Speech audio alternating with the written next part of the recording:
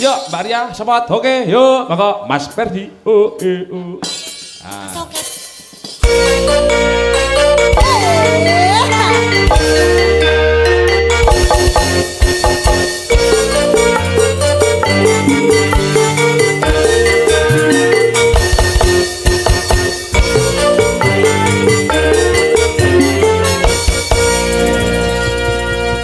Selamat malam Mbak Ria. Selamat malam Mbak Eva. Cantik sekali. Terima kasih. Mbak Eva juga cantik sekali. Kasih. Mbak Ria rumahnya mana? Rumah saya Kidil meriku. Oh Kidil iki ngendi tak Om? Kidil. Kidil iki ngendi? Kidul ki cedake kidel. Oh iya.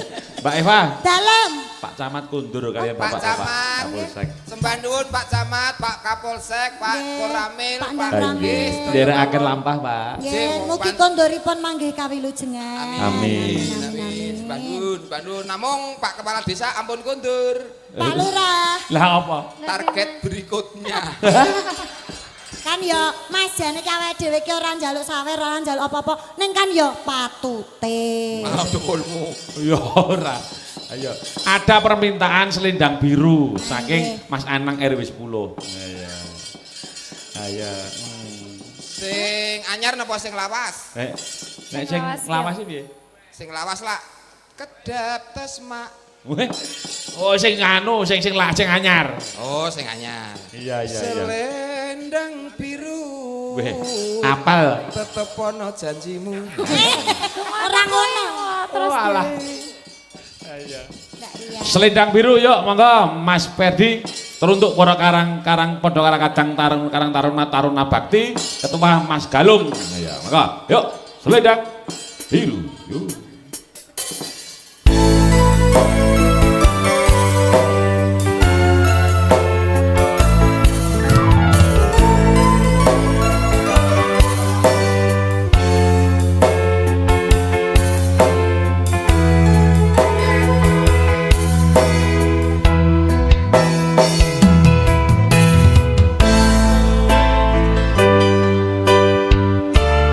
Aku sing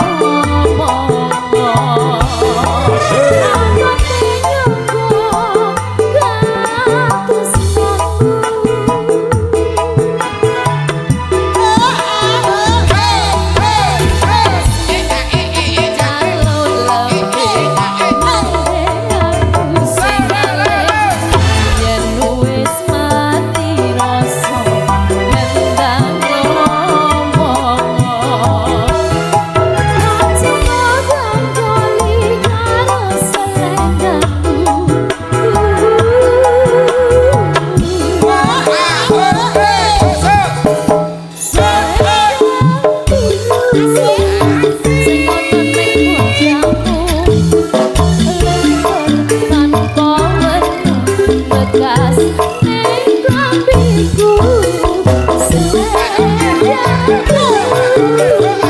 ning pundaku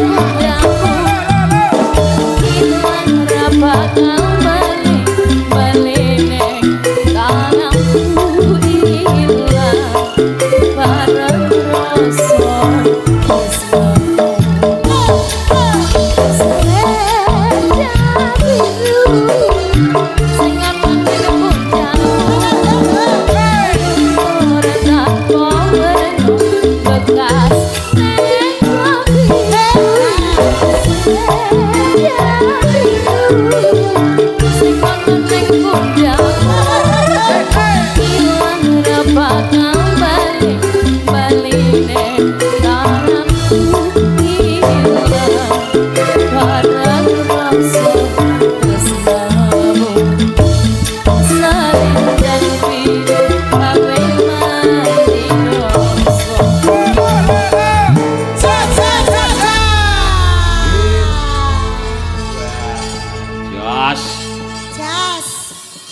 Selendang biru. Nggih, sae nggih, Pak. Apa wong gur sak lagu selendang biru iso mateni lampu kok. Iya. Ken sadu ngono lho, Lek. Elak selendang biru. Urung nek tambal ban ning, Nggo.